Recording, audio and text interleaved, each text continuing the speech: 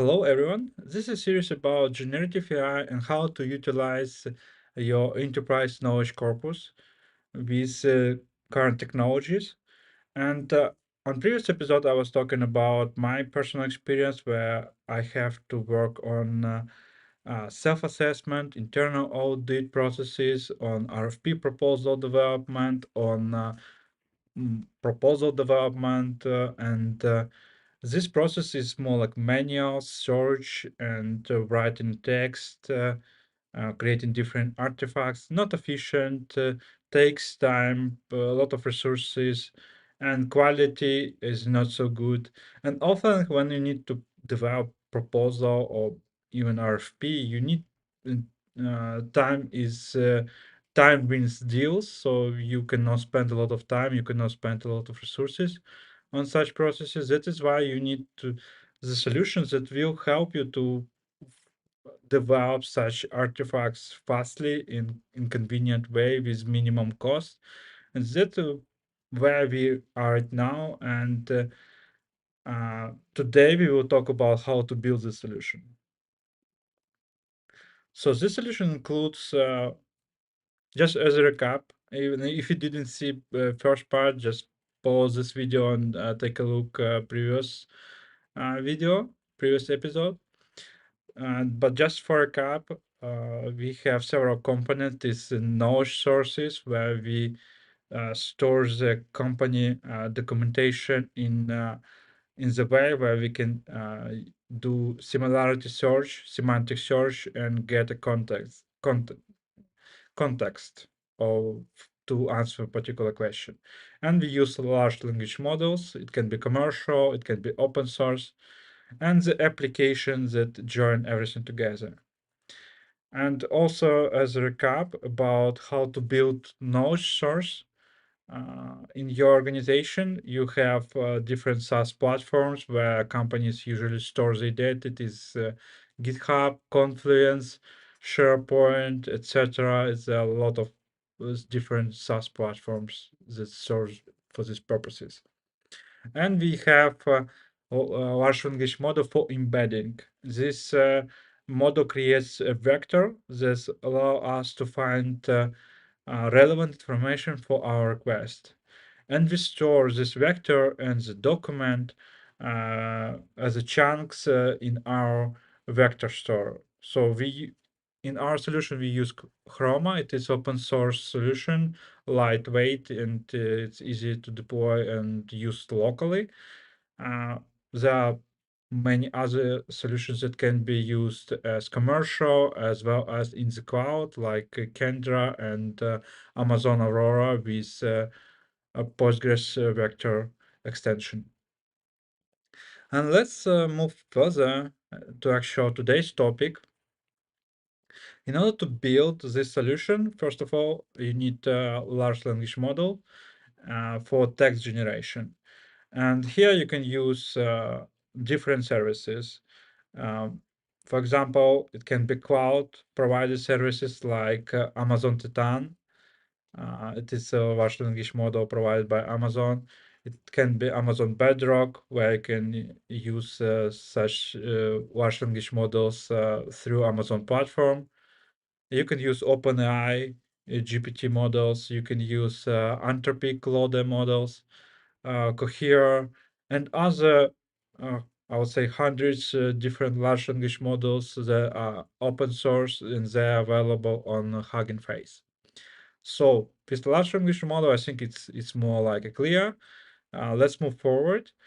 And on the left side, you can see different vector stores. It's what we previously built on previous episode. In our case, it is Chroma. And in the center of the diagram, you can see large language model frameworks. These frameworks actually allow us to join all together. These frameworks works with large language models and allow to build application, scalable application in convenient way.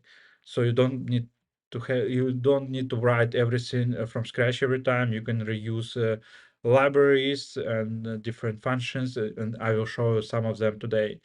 And in our case, we use LangChain, and but there are several others frameworks. It is Llama Index, it is a semantic kernel from Microsoft, and it is Haystack.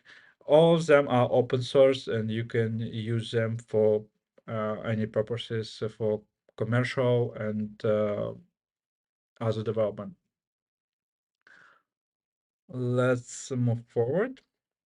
And in order to start with, first of all, we need to do initial setup, import several libraries, and pre-install some environment variables.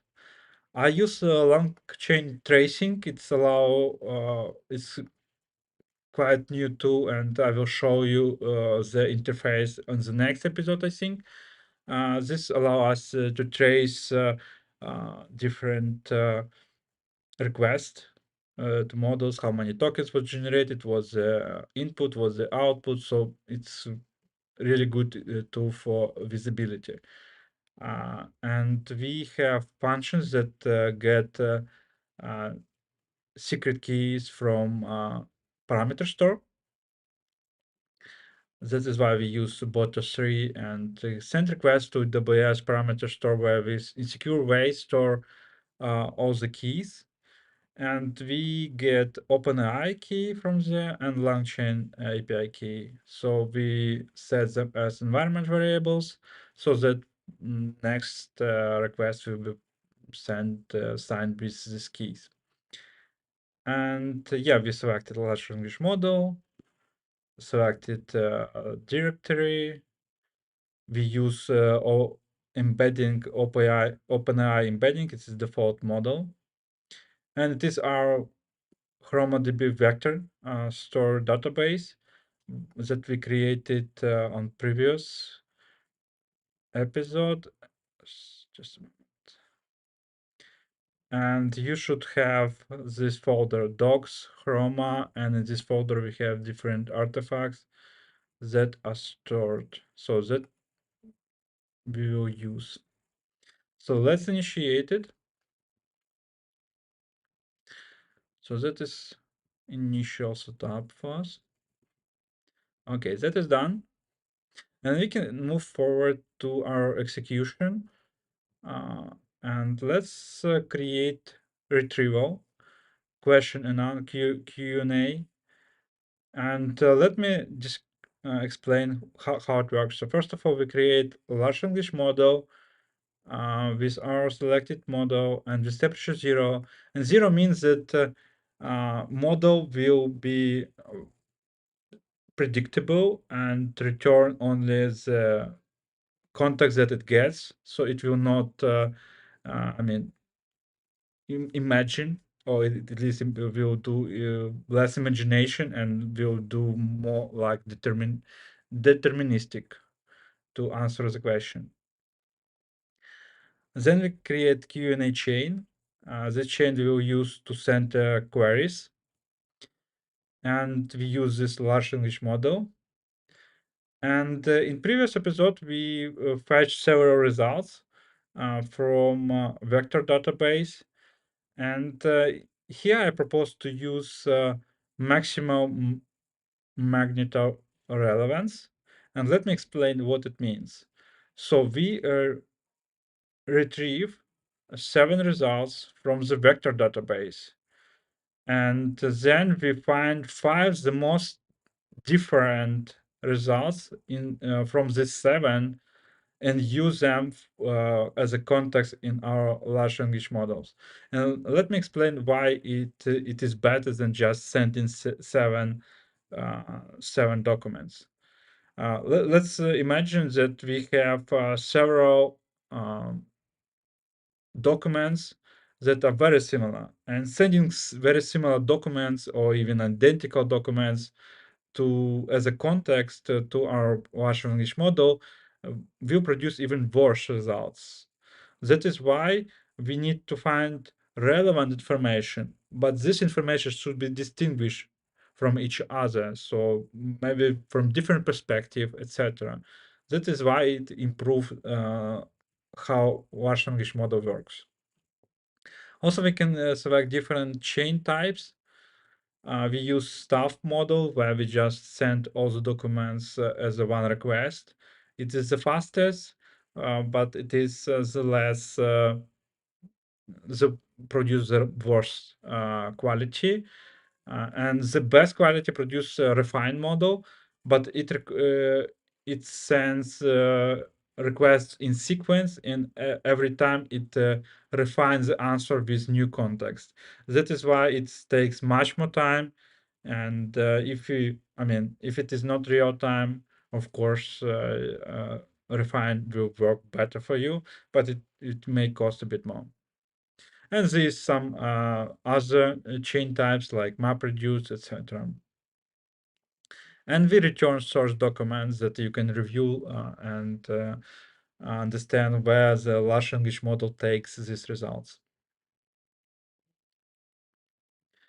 Okay, and moving forward, so we talk about that the solution do some internal audit or some, by, because of maybe it is requirements from your new customer, and you need to answer a particular question. And this list provides different categories like access control, data security, subcontractors, intellectual property, confidentiality, etc. A lot of different categories. Maybe not a lot, but a few of them we have. And for we we have questions in these categories about different things, about access policies, about company security store, etc. So this question we store as a data frame, and let me run this. And then we will use this data frame. So you can see that it is a loop where we get index and actual data from this data frame. And then we send all questions to this Q&A chain and get results. And we store answers. So we create the answer and store the results there. And we also can store document source document, but it just adds a lot more information, and I'm not really focusing today on this. So, but in your case, you can also it's allow you to analyze what the source documents is used, etc. So the request is taking about 50 seconds.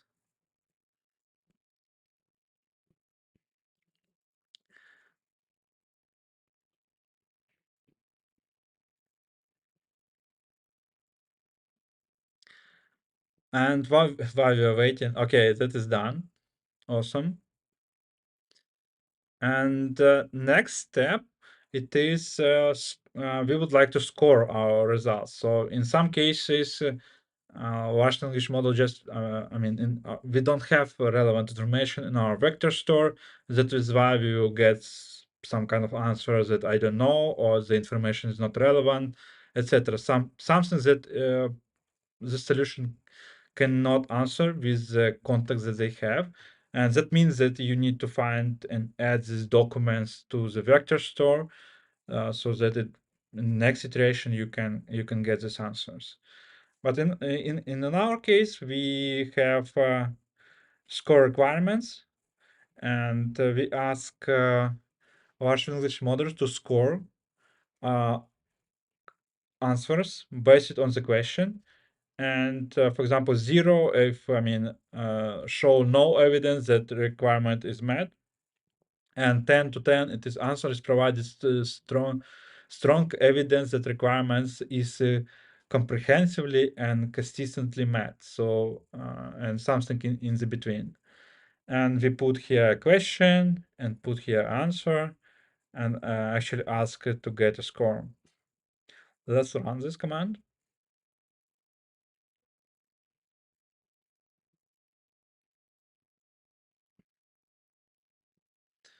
That will be faster. It still might take some maybe half a minute.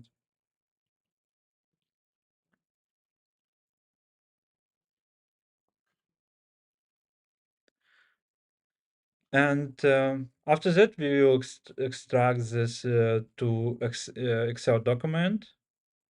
And also, while we're waiting, I can show you from my previous execution. So you can see category, question, answer, and the score. And you can see, for example, first one is a 0.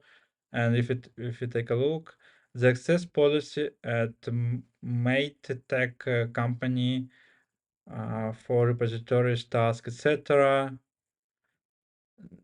not explicitly mentioned. So there is no information in our handbook about this that we store in vector database, and that is why we cannot find this answer. And the score is 0. That is kind of like clear why. And the next one is a similar thing. The given context doesn't provide specific information. That is 0. And we have 8. Um, Quite big answer. And we may take a look later on this. And also several 0. Then, for example, confidentiality, it is 9. Very high score. Yes, the company agrees on hold customer confidential information and etc. NDA agreement and so on. So there are some procedures for this.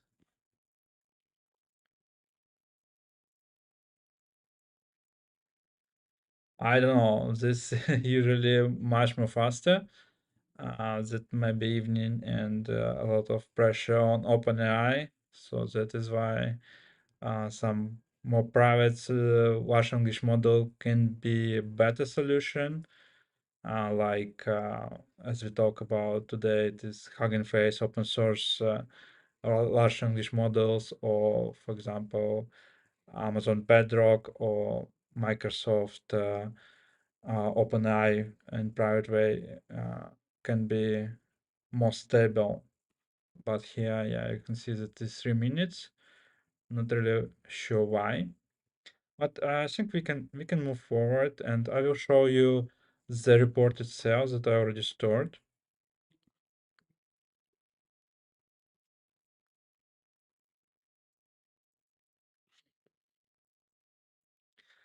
Yeah, you can see this quite comprehensive answer. And the question is about what is the processes of the company dis for returning or destroying customers' confidential information.